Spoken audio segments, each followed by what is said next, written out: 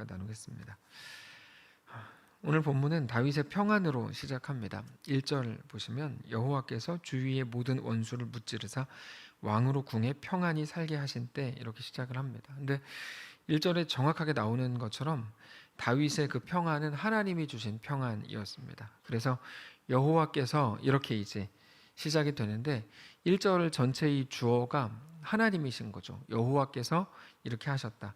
여호와께서 모든 원수를 무찌르셨다 이거고, 그리고 여호와께서 다윗 왕으로 하여금 궁에 평안히 살게 하셨다 이겁니다. 사람들은 당연히 다윗이 싸워서 이겼다 이렇게 생각을 할 겁니다. 근데 모든 원수를 무찌른 그 일은 다윗이 한 게 아니고 하나님이 행해 주신 일이다, 분명히 기록이 되어 있는 거죠.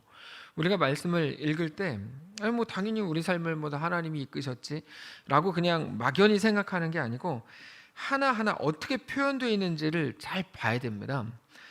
여호와께서 행하셨다 이거죠. 여호와께서 원수를 무찌르셨다, 여호와께서 왕으로 하여금 궁에 평안히 살게 하셨다, 이렇게 되어 있어요. 이 평안이라는 것은 모든 사람들이 꿈과 희망입니다. 모든 사람들이 평생을 애쓰고 노력하는 일이 딱 하나 있다면 그거는 바로 자기 삶의 평안을 만드는 일입니다. 많은 사람들이 아이들에게 공부를 열심히 하라 그럴 때 공부를 열심히 해야 되는 이유에 대해서 저희 집을 제외한 모든 집들은 너 뭐 먹고 살려 그러냐 이 얘기를 할 겁니다. 너 뭐 먹고 살려 그러냐. 이 말은 반찬의 종류에 대한 질문이 아니죠. 회사에 잘린 사람이 나 이제 뭐 먹고 사냐 라고 하는 그 한숨과 같은 말입니다. 모든 사람이 그렇습니다. 하고 싶은 일을 포기하면서까지 열심히 직장 생활을 하고 여러 가지 일을 하고 시간 날 때마다 운동을 하고 또 어떤 분은 잠을 보충하고 여러 가지 자격증을 따고 인간관계에 신경 쓰는 모든 일들, 그 이유가 자기 삶의 평안을 만들기 위해서 그렇게 하는 거죠. 이번 주에 어떤 분을 만났는데 그분이 자기가 젊었을 때는 기타를 좀 쳤대요. 그래서 그러세요? 그랬더니 기타를 좀 쳤는데 그때는 돈이 없어가지고 기타를 뭐 싼 거 이렇게 뭐 10만 원, 20만 원짜리를 쳤답니다. 그리고 열심히 돈이 없으니까 열심히 일을 해가지고 지금은 이제 제법 돈이 많거든요. 근데 그분이 이번에 하는 얘기가 자기가 이렇게 나이 먹고 돈을 많이 벌고 보니까 기타를 좋은 거 샀어요. 이번에 깁슨이라고 좋은 거 샀는데 손이 다 굳었다는 거예요. 그래서 기타를 치더라도 시간이 뭐 돈 벌 시간을 잘 쪼개가지고 기타도 좀 쳤어야 되는데 그러면서 후회하는 말을 들었는데 바로 그런 거죠. 우리가 하고 싶은 많은 것들도 하지 않고 포기하는 이유가 평안하고 싶어서 그렇습니다. 돈을 버는 이유가 단지 더 맛있는 거를 더 많이 먹으려고 혹은 더 좋은 집에 살려고 한다기보다 훗날 일어날지도 모르는 미래의 어려움을 미리 막겠다는 거죠. 평안을 위해서 그렇게 앞으로 닥칠지도 모르는 어려움을 미리 준비하겠다는 겁니다. 지금 많은 젊은이들이 허탈함이 어떤 겁니까? 지금 당장 먹고 살 게 없기 때문이 아니라 노후 보장에 대한 걱정을 일찍부터 하는 거죠. 나 이러다가 10년 후, 20년 후, 뭐 30년 후에 가난하게 살면 어떡하지? 이게 걱정인 거예요. 그렇게 볼 때 지금 시대의 많은 젊은이들이 가진 그 걱정이라고 하는 게 어떻게 보면 참 신앙적이지 않을 수 있겠다 이런 생각을 이제 자주 하게 되는데, 어쨌든 많은 사람들은 평안이라고 할 때 평안을 어떤 환경이나 상황의 문제라고 생각하기 시작을 했습니다. 그래서 돈이 많으면 잘 산다라고, 제가 그렇게 뭐 꼴보기 싫은 말이다라고 얘기를 했는데도 뭐 꾸준히 그런 말들을 쓰는 분들이 계신데, 하여튼 돈이 많은 사람을 잘 산다고 말하는데 그 이유는 평안을 환경과 상황의 문제로 인식하고 있다는 반증입니다. 근데 사실 평안이라는 것은 눈에 보이는 어떤 상황이나 환경의 문제가 아니고 정확하게 마음의 문제입니다. 자, 오늘 본문을 보면 모든 사람들이 그토록 꿈꾸는 평안을 다윗이 소유하게 됐습니다. 근데 그 다윗이 평안했다는 말은 이제 걱정할 일이 없다는 말도 아니고 다윗이 돈이 많아졌다는 말도 아닙니다. 다윗이 아무리 부자로 살았다고 해도 여전히 건강 걱정을 했을 거고, 특별히 안 그래도 왕인데 얼마나 많은 국가에 담당할 만한 일들이 있었겠습니까? 거기다가 다윗에게는 부인들이 워낙 많았거든요. 그러고 또 자식들도 아주 많았어요. 그러니까 신경 쓸 일이 한두 개가 아니었겠죠. 우리는 고민할 일이 없으면 평안해질 거다라고 막연한 생각을 합니다. 그래서 자주 아무 일도 없게 해주십시오, 이런 기도를 합니다. 아주 이상한 기도거든요. 아무 일도 없게 해주십시오. 아주 요상하고 괴상한 기도를 많은 성도들이 예수님께 이제 하죠. 그런데 걱정할 일 모두가 사라지는 것이 평안의 조건이 아닙니다. 니모를 찾아서라는 명영화를 보면 거기에 나오죠. 나는 진짜 이번에 우리 애기, 그 물고기들 얘기인데요, 우리 애기한테 아무 일도 일어나지 않게 해주겠다고 내가 약속했는데, 그랬더니 돌이라는 물고기가 이렇게 말해요. 그런 이상하고 괴상한 약속이 어딨어? 아빠가 아들한테 아무 일도 일어나지 않게 해주겠다고? 그럼 아들의 인생은 뭐가 돼? 뭐 이런 식으로 얘기하는데, 그 기도를 많은 성도들이 하나님께 하는 거죠. 하나님, 아무 일도 일어나지 않게 해주십시오. 그러면 뭐하러 살아요? 살 필요가 없죠. 우리는 사건과 사건을 통해서 스토리가 쌓여지고, 그러면서 하나님의 살아계심과 하나님의 역사를 경험하게 되는 게 우리 인생인데, 하여튼 이상한 기도들을 요즘 성도들이 이제 많이 한다, 뭐 이건데요. 걱정할 일 모두가 사라지는 게 평안의 조건인가? 그럴 수가 없습니다. 그거는 말이 안 되는 겁니다. 그래서 돈이 많아서 평안한 것도 아니고, 건강해서 평안한 것도 아니고, 자식들이 다 잘 돼서 평안한 것도 아닙니다. 다윗이 느끼고 있는 이 평안이라고 하는 것은 자기 앞에 있는 모든 일들이 여전히 있음에도 불구하고 그것들보다 더 큰 거거든요. 평안이. 자기 앞에 어려운 일이 있는데 하나님이 주시는 평안이 그것보다 더 클 때 그게 평안인 거지, 자기 앞에 있는 일들이 사라질 때 그게 평안이라고 부르는 게 아니죠. 평안은 실제로 눈앞에 있는 모든 것들을 넘어서는 겁니다. 그래서 평안은 우리가 만들 수 있는 게 아닙니다. 실제로 우리에게 모든 문제가 끊이지 않고 다가오는데 어떻게 그 모든 것들을 넘어설 수가 있겠습니까? 1,000만 원이 필요해서 1,000만 원을 구해서 뭐 얻었다고 칠까요? 곧바로 뭐 2,000만 원이 필요하게 되는 게 우리의 삶이죠. 우리가 작은 문제를 해결할 수 있을지는 모르겠지만 우리는 절대로 모든 일들을 해결할 능력은 없습니다. 목사님이 저렇게 빨리 막 설교하는 거 보니까 이따 8시에 올림픽 보려고 하는 게 분명하구나, 이렇게 생각하시는 분들이 계실 텐데, 뭐 그런 건 아니고, 8시에 베이징 동계올림픽 쇼트트랙 경기가 있는데, 물론 평소보다 예배를 일찍 끝낼 수는 있겠죠. 근데 지난번 같은 그 상식적이지 않은 일을 당했다 그래도 그거를 우리가 해결할 수 있는 게 아무것도 없다는 거를 전 국민이 다 알지 않았습니까? 이번에. 예? 아무리 기자회견을 하고 막 다 돌아오라고 난리를 치고 중국을 막 욕하고 올림픽 위원회를 욕한다 그래도 해결될 건 하나도 없죠. 그게 우리 현실입니다. 할 수 있는 게 없다는 거죠. 정확히 말해서 우리는 우리 앞에 있는 모든 것들을 넘어설 수가 없습니다. 이거 인정해야 됩니다. 그래서 우리는 평안을 만들어낼 수가 없습니다. 그래서 오늘 본문에 나오는 것처럼 평안은 오직 하나님에게서 나오는 겁니다. 하나님이 주시는 겁니다. 이 인정과 하나님께서 주시는 거라고 하는 이 일에 대한 분명한 굴복이 우리 속에 시작될 평안의 첫 걸음이다, 이거죠. 평안은 여러분 기억하십시오. 우리의 노력의 결과가 아니라 철저히 하나님의 선물입니다.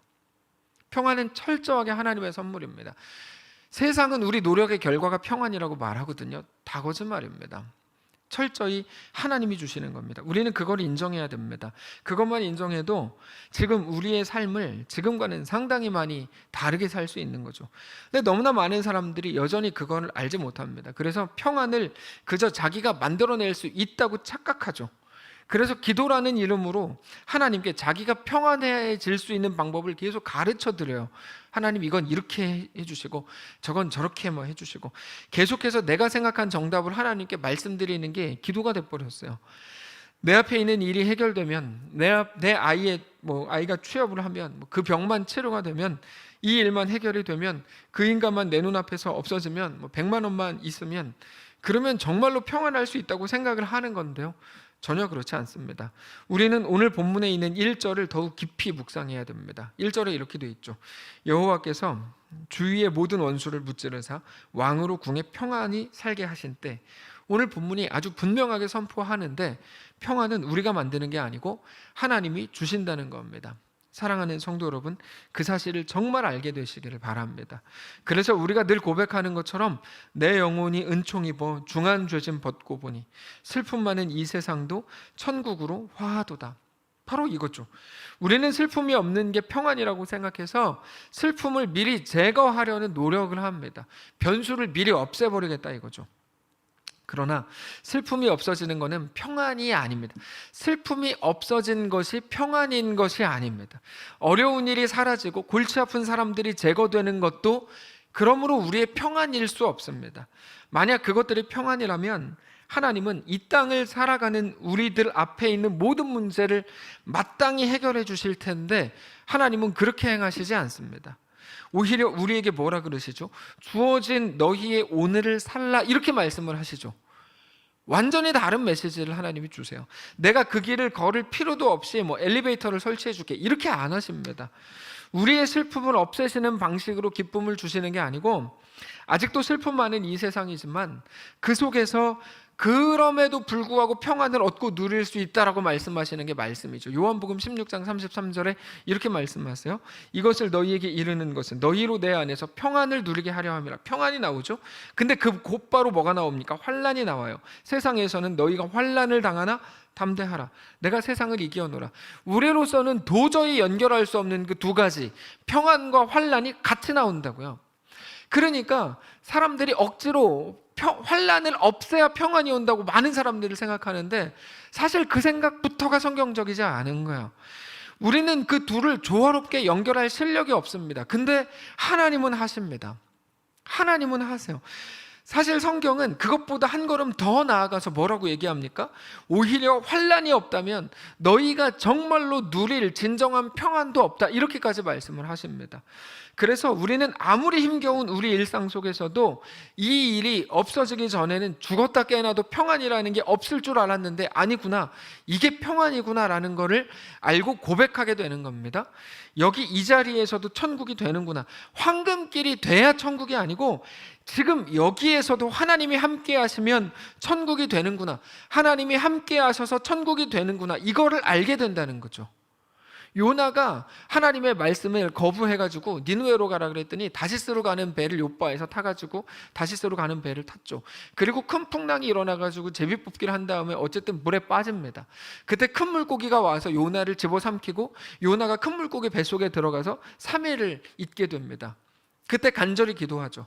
하나님께서 요나를 붙드세요. 바로 그 자리, 세상 어떤 사람이, 아마 요나를 제외한 어떤 누구도 그런 경험을 한 적이 없을 텐데 그 자리에서조차 하나님의 함께 하심을 경험할 수 있었다. 이거를 요나서가 보여주죠. 성경 모든 인물들이 우리에게 사실 그거를 보여줍니다. 그게 우리 하나님이 우리에게 주시는 놀라운 은혜거든요. 뭐가 은혜입니까? 큰 물고기 나타나면 막 다 죽이는 게 은혜입니까? 그 속에서도 함께 하시는 게 은혜죠. 아무 일도 일어나지 않는 자리에서는 하나님의 함께 하심 자체를 필요로 하지 않는다고요. 그러나 우리의 환난의 자리에 하나님의 함께 하심으로 우리는 진정한 평안을 얻고 누리게 되는 거죠. 우리가 이 부분에 대해서 자주 나누었습니다. 하나님 나라, 천국이 뭡니까? 하나님 나라는 어떤 환경이나 상황이나 위치의 문제가 아니고 통치권의 문제입니다. 하나님 나라는 통치권의 문제입니다. 그래서 내가 천국으로 가야 되는 문제가 아니고 지금 내가 있는 여기 이 자리에서 하나님의 백성이 되는 문제라고요. 여러분, 굉장히 중요한 표현인데요, 내가 천국에 가야 되는 문제가 아니고 여기 이 자리에서 하나님의 백성이 되는 문제다, 이겁니다. 하나님 나라가 그 문제인 거다. 예수님의 표현대로는 뭡니까? 자기를 부인하고 자기 십자가를 지고 주님을 따르는 거, 그게 우리의 삶을 천국으로 만드는 방법이라는 겁니다. 그래서 찬송가 438장 3절에서 그 고백을 한 거예요. 높은 산이 거친 들이 초막이나 궁궐이나 내 주 예수 모신 곳이 그 어디나 하늘나라, 이 고백을 하죠. 높은 산이라서 천국이 될 수 없었다고 생각하는 너희여, 그렇지 않다, 이 말이죠.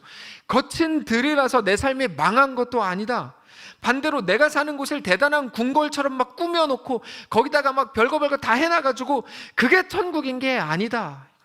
우리의 삶이 거친 들, 초라해 보이는 초막이라고 해도 우리 주님과 함께하는 그곳이 천국이라고 우리 현실 속에서 고백하게 되는 거죠. 믿음이 없이는 절대로 그 고백을 못합니다. 오히려 많은 신자들이라는 사람과 대화해 보니까 오히려 비웃어요.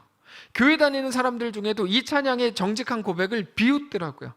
다 먹고 살만할 때 하는 소리지, 지금 그렇게 네가 먹고 살기 힘든데 다 죽어가는데 무슨 내 주 예수 모신 곳이 하늘나라냐, 이렇게 말해요.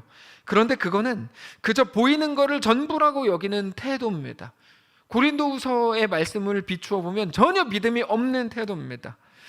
우리는 하나님 나라가 무엇인지 아침 경건회를 통해서 이미 묵상을 하고 있는데, 눈에 보이는 게 연약하고 초라해 보여도 결국 우리 삶을 이끄실 우리 하나님으로 인해서 우리는 우리의 겉모습이 아니라 우리 본질, 우리의 존재, 우리 속에 행하실 하나님의 완성을 볼 때 우리는 어떤 상황 속에서도 그 고백을 할 수 있는 거죠. 이 평안에 대해서 요한복음 14장을 통해서 이렇게 말씀을 주십니다. 평안을 너희에게 끼치노니 곧 나의 평안을 너희에게 주노라. 내가 너희에게 주는 것은 세상이 주는 것과 같지 아니하니라. 너희는 마음에 근심하지 말고 두려워하지도 말라. 사랑하는 성도 여러분, 그 진정한 평안을 소유하게 되시기를 주님 이름으로 축복합니다. 우리 모든 상황을 하나님이 주시는 평안이 압도해야 되지 않겠습니까? 우리가 염려하는 모든 일들과 모든 걱정들이 사라져야만 평안이라고 하면 하나님이 반드시 제거해 주실 겁니다. 하나님이 좋고 쉬운 길로 인도하실 겁니다. 그러나 훨씬 더 많은 경우에 그런 것들이 여전히 있음에도 불구하고 이전에는 꿈꿀 수 없었던 평안을 하나님이 주실 겁니다. 우리 하나님을 그러므로 믿으셔야 됩니다. 우리 하나님은 우리 자신보다 우리를 더 사랑하시고 우리를 더 온전하게 붙드시는 분입니다. 그리고 사실은 어려움이 제거됨으로 얻는 평안보다 그것들이 여전히 있음에도 불구하고 누리게 되는 평안이 훨씬 더 값지고 귀한 겁니다. 그렇게 되면 우리 눈앞에서 알짱거리던 모든 문제와 어려움이 이제 별거 아닌 게 되기 때문입니다. 이 놀라운 평안을 갖게 되시기를 바랍니다. 근데 중요한 건 이겁니다. 사람들은 대부분 문제가 제거되고 평안이 찾아오면 사실 그게 어떤 기로에 서게 되는 거라는 사실을 망각해 버립니다. 무슨 말이냐면 어떤 상황 자체는 결코 마지막 코스가 아니거든요. 어떤 상황이라는 것 자체는 언제나 기로입니다. 기로. 내가 어떤 결정을 할 수 있나, 내가 그 다음 길이 어떻게 열리는가에 대한 기로인데 이게 완성이라고 생각하는 거죠. 오늘 본문의 1절은 절대로 완성이 아니에요. 하나님이 모든 원수를 무찌르셨다. 그래서 왕이 궁에서 평안하게 살게 됐다. 여러분, 그거는 절대로 어떤 일의 결과도 아니고 완성이 아닙니다. 그럼 뭡니까? 어떤 길로 들어설 것인가 하는 그 기로라는 거, 기로. 많은 사람들의 모습을 보면 자기가 가지게 된 눈앞에 있는 평안과 잘됨 때문에 오히려 무너지고 하나님을 멀리 떠나게 될 때가 훨씬 더 많습니다. 조금 더 가지게 된 그거를 아까워하고 그거를 잃어버릴까 봐 벌벌 떨면서 모든 일에 대해 타협하는 그 모습이 너무너무 많습니다. 그래서 오늘 본문에 나오는 다윗의 모습을 우리가 주의 깊게 살펴야 되는 거예요. 오늘 본문에서 소개된 다윗의 모습을 보면 하나님으로부터 온 평안이 하나님과 자기와의 관계를 무너뜨리지 않고 있어요. 다시 말해서 다윗에게 임했던 그 평안은 절대로 단기적이지 않았고 오히려 지속적이었다는 거죠. 그래서 그 평안이 상황의 문제가 아니었다는 것을 다윗 자신의 삶을 통해 증명하고 있는 겁니다. 우리가 우리에게 있는 평안, 그 기쁨과 행복을 지속하는 영적 원리가 여기 나오는데요. 염려의 프레임을 바꿔버려야 되는 겁니다. 무슨 말이냐면 평안의 때에 여전히 내 앞에 있는 좋은 조건들에 집중하고 거기에 만족하고 그러면서 그걸 그저 감사로 끝내는 게 아니고 우리의 걱정의 종류와 염려의 프레임을 바꿔버리라는 거죠. 염려와 고민의 종류를 바꾸라는 겁니다. 이런 겁니다. 전에는 다윗이 늘 적군을 어떻게 하면 무찌르나 이거 고민했거든요. 근데 하나님이 그거 제거해 주셨어요. 그럼 그때부터 다윗은 어떤 고민을 합니까? 적군 물리쳐 주셔서 감사합니다. 이제 적군이 쳐들어와도 다 이길 수 있는 국방력을 내가 만들겠습니다. 그럼 바보들이 하는 짓이에요. 무슨 말이냐면 걱정의 프레임을 바꿔야 된다고. 걱정의 종류를 바꿔야 되는데 다윗이 종류를 바꾸지 않고 여전히 이전에도 적군, 이후에도 적군. 이거는 굉장히 바보 같은 짓입니다. 그럼 어떻게 해야 됩니까? 적군 프레임을 깨야 된다고요. 더 이상 적군이라는 그것으로 시간을 쏟거나 염려하지 않기로 하는 것, 그것이 지혜라는 겁니다. 2절을 보시면 다윗이 이렇게 말해요. 왕이 다윗이 선지자 나단에게 이르되 볼지어다 나는 백향목 궁에 살거늘 하나님의 궤는 휘장 가운데 있도다. 여러분, 다윗이 무엇을 하는 겁니까? 걱정의 프레임을 바꾸는 거죠. 나는 백향목 궁에 사는데 하나님의 괴는, 그러면서 고민의 종류를 하나님의 괴로 바꿔버려요. 감사는 매우 귀한 거죠. 그러나 여전히 똑같은 문제로 아파하고 그게 해결돼서 그저 감사하는 게 전부라면 그건 절대로 잘하는 게 아닙니다. 그는 여전히 그 문제에 갇혀있기 때문이죠. 전에 돈 없어서 돈 막 그러면서 기도했어요. 하나님이 뭐 돈을 주셨어요. 이제부터 막 그거 지키겠다고 막, 그 뭐 하는 거냐 도대체. 그거 굉장히 어리석은 사람들의 짓이거든요. 하나님이 어떤 문제를 해결하시면 하나님이 무슨 사인을 주시냐면, 무슨 사인을 주시는 거냐면 그거를 이제 뛰어넘으라는 요구와 함께 주시는 거거든요. 근데 그거는 알지 못하고, 그게 힘들면 엉엉 울고, 그거 해결되면 그저 감사하면서 그거 지키려고 그러고, 그거를 해결하시는 하나님의 마음과 요구에 대해서 전혀 모르는 사람의 태도라는 겁니다. 그래서 우리는 우리의 본질적인 고민을 바꾸는 계기로 삼아야 됩니다. 언제까지 적군이 있으면 힘들고 적군 없으면 감사하는 게 전부고, 그런 식으로 매일 적군을 바라보는 삶, 내 앞에 문제가 있으면 힘들고 그거 없어지면 감사하고, 감사는 물론 좋은 거지만 언제까지나 내 앞에 있는 문제만을 바라보는 삶, 그게 건강이든 돈이든 적군이든 뭐 자식이든 무엇이든지 간에 이제 그거를 끊으라는 겁니다. 그거를 끊으라는 겁니다. 그거를 넘어서라는 거죠. 우리의 고민의 종류를 너 바꿔봐라 이렇게 말씀하시는 거예요. 다윗을 보십시오. 다윗은 오늘 본문에서 고민의 내용을 바꿔버려요. 물론 적군을 제거해 주신 거에 대해서 당연히 감사하죠. 근데 언제까지나 거기에 머물러 있지 않고 하나님이 나에게 주신 하나님의 괴라는 걸로 고민을 바꾸죠. 무슨 말입니까? 사명의 눈을 돌리더라는 거예요. 하나님께서는 그런 다윗의 모습을 보면서 기쁘셨어요. 물론 뭐 다음 본문을 보면, 야, 네가 나를 뭐 영광스럽게 하냐 이런 식으로 이제 뭐 쭉 나가시기는 하는데, 그래서 성전 짓는 거를 거절하시죠. 어쨌든 오늘 본문에서 이렇게 고민의 종류를 바꾸는 거에 대해서 마음에 들어 하셨어요. 3절, 나단이 왕께 아뢰되 여호와께서 왕과 함께 계시니 마음에 있는 모든 것을 행하소서. 그러니까 나단 선지자를 통해서 하여튼 하나님의 마음이 좋다는 게 표현된 겁니다. 자, 물론 우리가 아는 것처럼 4절 이하를 보면 하나님께서 그 일이 이루어지지 않도록 거절하시긴 합니다. 그러나 그럼에도 불구하고 평안의 때에 단지 그 평안을 붙들려고 노력하지 않고, 이게 아주 중요한 핵심이에요. 평안의 때에 제발 평안을 붙들려고 하지 마십시오. 자기의 고민의 내용을 사명을 붙드는 것으로 바꾸는 다윗의 모습을 보면서 좋아하셨다는 거죠. 우리가 오늘 깊이 생각해야 되는 게 바로 이 부분입니다. 우리는 기분 좋은 일이 있으면 그거를 잃어버리지 않는 게 사명이라고 생각해요. 어리석은 일입니다. 근데 잘 기억하십시오. 1절에 나오듯이 그 일은 내가 만든 거 아니고 하나님이 주신 선물로서의 평안이었습니다. 그러므로 앞으로도 마찬가지인데, 우리의 평안을 책임져 주는 분은 우리 자신이 아니라 하나님이시라고요. 하나님이시라고요. 그래서 우리가 그 평안을 끝까지 붙들려고 하는 것만큼 어리석은 게 없는 겁니다. 건강을 되찾으셨습니까? 그러면 그거를 지키는 게 우리 사명이 아닙니다. 절대로 아닙니다. 그럼 뭡니까? 건강한 몸을 가지고 하나님 나라에 합당한 자로 서십시오. 그 얘기 하는 거예요. 건강을 유지해야겠다고 예배 빼먹으면서 운동하지 마세요. 뭐 하는 짓이에요? 등산 가고 헬스장 가고 그러지 마시고, 하나님이 지금 기회를 주셨을 때 그거 가지고 인생을 쓰십시오. 쓰라고 주는 거예요. 쓰라고. 오늘 저녁을 먹는데 제 아이가 저한테 그랬어요. 근데 아빠는 진짜 설교할 때 그렇게 화가 나요? 이렇게 물어보더라고요. 그렇지 않다. 아빠는 화가 없다. 이제 그냥 화가 난 척만 한 거다. 이렇게 얘기를 했는데 제가 화내고 있는 게 아니에요.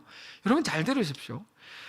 하나님이 기회를 주셨을 때 그거 가지고 인생을 쓰십시오. 지금밖에 기회가 없다는 위기감을 가지고 주님을 섬기십시오. 그게 우리 인생의 역사가 되는 겁니다. 근데 그거 지키겠다고 뭐 얼마나 언제까지 어떻게 지키려고 그러는지 뭐 모르겠지만 막 그거 지키겠다고 막 그렇게 하는 게 너무 추한 거예요. 그게 그러시면 안 됩니다. 직장이 생기고 경제가 좋아지고 돈이 생겼습니까? 그거 잃어버리지 않으려고 애쓰는 사람은 바보입니다. 하나님이 기회를 주셨을 때 그거 가지고 하나님을 기쁘게 섬기십시오. 어떻게 얻은 직장인데 그러면서 제발 거기에 목숨 걸지 마시고, 나에게 주신 것들을 가지고 어떻게 하면 하나님을 기쁘시게 하고 내가 하고 싶었던 섬김이라는 것을 해볼 수 있을까, 그거 고민하시고 주님 앞에 그렇게 서십시오. 다윗은 오늘 본문에서 그거 했다고 하나님이 우리에게 보여주시고 자랑하시는 거야. 그게 우리가 해야 될 일이라는 거죠. 돈이 없을 때 없어서 불평하고 생기면 생겨서 그렇게 그거 지키겠다고 하나님에게서 멀어지는 건 어리석어도 너무 어리석은 일입니다. 말씀을 정리하겠습니다. 그러므로 사랑하는 성도 여러분, 하나님이 주신 기회의 때, 평안이라는 것은 기회거든요. 그 평안의 때에 하나님을 깊이 사랑하십시오. 하나님이 주신 시간을 하나님께 드리십시오. 하나님이 주신 인생을 하나님께 드리십시오. 그렇게 평안을 누리는 겁니다. 평안은 그렇게 누리는 겁니다. 네. 결국 한마디로 평안을 누리는 방법은 평안을 주신 평안의 주인과 함께 즐거워하는 것, 그게 평안을 누리는 겁니다. 멋있죠? 말이. 제가 만든 말이에요. 평안을 누리는 방법은 평안을 주신 평안의 주인과 함께 즐거워하는 것. 요한계시록 3장 20절에 이렇게 되어 있어요. 볼지어다 내가 문 밖에 서서 두드리노니 누구든지 내 음성을 듣고 문을 열면 어떻게 돼요? 내가 그에게로 들어가 그와 더불어 먹고 그는 나와 더불어 먹으리라. 이 누림 너무 멋있지 않아요? 이번 한 주 또 살아가는 동안에 우리 주님을 깊이 사랑하고 주님 앞에 우리 삶을 온전히 내어드리고 우리 모든 고민과 염려의 프레임을 완전히 바꿈으로 하나님과 함께 즐거워하고 하나님과 함께 동행하는 거룩한 성도들 되시기를 바랍니다. 기도하겠습니다. 살아계신 하나님 감사합니다. 우리 삶을 받아주시길 원합니다. 우리 실력이요? 우리 실력으로만 만든 거 없습니다. 하나님이 허락하신 것인 것을 믿습니다. 우리 호흡조차 하나님이 주신 것이라면 우리에게 허락된 이 모든 평안, 모든 호흡, 모든 기회 때에 하나님을 더 사랑하고 우리에게 하루가 남았다면 하루만큼 평안의 주인이신 하나님과 함께 즐거워하는 우리가 되기를 원합니다. 마치 우리의 삶을 보면 이 땅이 영원할 것처럼 삽니다. 요거 지키려고 막 애쓰고 몸부림을 칩니다. 그러지 않기를 원합니다.